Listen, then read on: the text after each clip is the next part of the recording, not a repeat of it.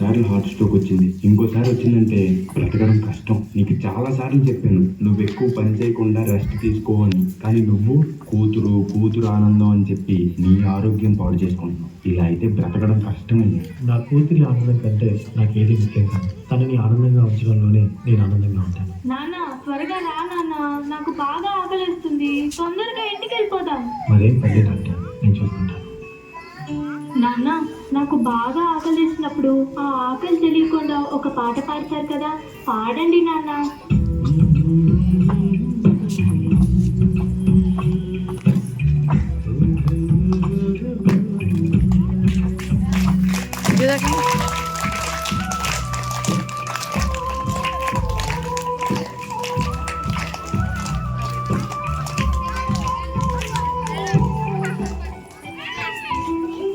గుమ్మడి గుమ్మడి ఆడిందంటే అమ్మాడి, daddy కూతురిలో మురిసే Kuchipudi. చిందాడి చిందాడి చుళ్ళిందంటే Chinnadi, mummy చూపుల్లో చూడుందంత వేడి. నాన్న కాళ్ళు నొప్పి వస్తున్నాయి నాన్న. వద్దంటే వినదే పగలంతా ఆడి పాడి, ముద్దైన తినదే పరిగెత్తే పైడి, చిలకల్లే చెవిలో ఎన్నో సుగాడి, పడుకోలే పన్నెండైనా ఏం చేయాలి.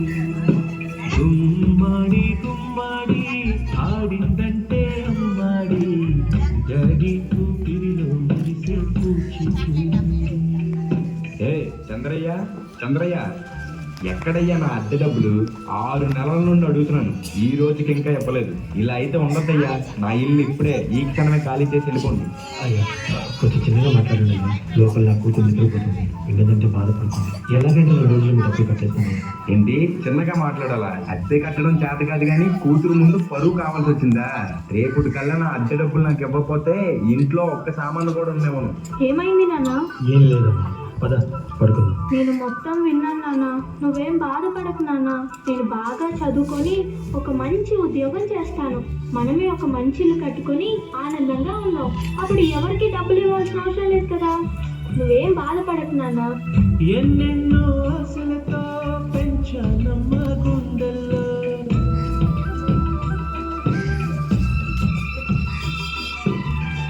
ఎన్నెన్నో ఆశలతో పెంచానమ్మ గుండెల్లో, నువ్వే నా కలలన్నీ పెంచలే నీ కన్నుల్లో. నా తల్లివి నువ్వు, నీ తండ్రివి నేను, ఎవరెవరు లాలిస్తున్నారు. ఏమైంది నాన్న? డాన్స్ చెయ్యి, డాన్స్ చెయ్యి నాన్న. చిత్రంలో చూస్తుంటే నీ పొంగిందే ఆ సుఖంలో వానవల్లి. నాన్న రేపు నాకు ఢిల్లీలో ఇంటర్వ్యూ ఉంది, అందులో కానీ నేను సెలెక్ట్ అవుతే 60,000 జీతం వస్తుంది. ఇక మన కష్టాలన్నీ తీరిపోతాయి, హ్యాపీగా బ్రతికేయచ్చు. నీ ప్రశ్నలు ఎవరో బదులుగా. జాగ్రత్త అమ్మా, నీకోసం ఎదురు చూస్తూ ఉంటాను. త్వరగా వచ్చేదా? ఖచ్చితంగా ఆ జాబ్ని సంపాదించే వస్తా. ఏ గాలు చదువుతుంటే అయ్యనిగా, మరి నేను వెళ్ళొస్తాను నాన్న, నువ్వు జాగ్రత్తగా ఉండు. ఆగాలు తెలియదంటే చెప్పరుగా.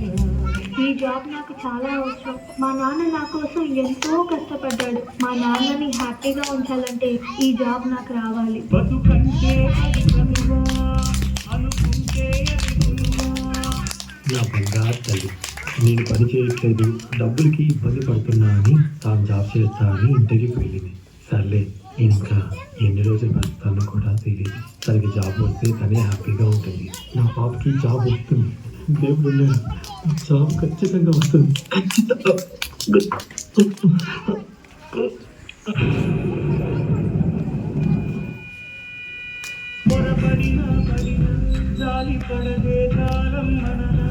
యు ఆర్ సెలెక్టెడ్, నీకు ఈ జాబ్ వచ్చింది. Thank you so much sir. నాకు జాబ్ వచ్చిందని తెలిస్తే మా నాన్న చాలా హ్యాపీగా ఫీల్ అవుతారు. ఇప్పుడే ఈ విషయం మా నాన్నకు చెప్పాలి.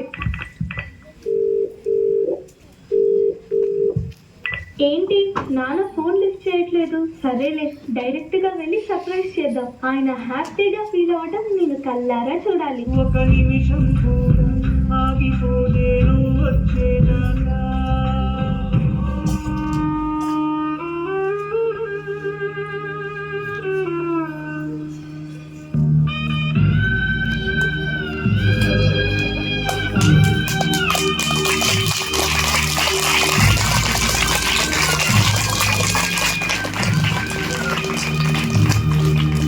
నాన్న లేదు నాన్న, మనకి జాబ్ వచ్చింది నాన్న, మనం హ్యాపీగా బతికేచ్చు నాన్న.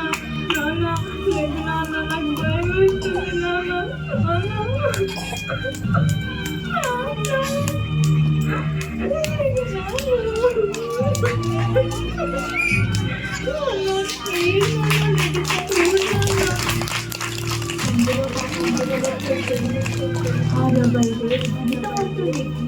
ఇక మన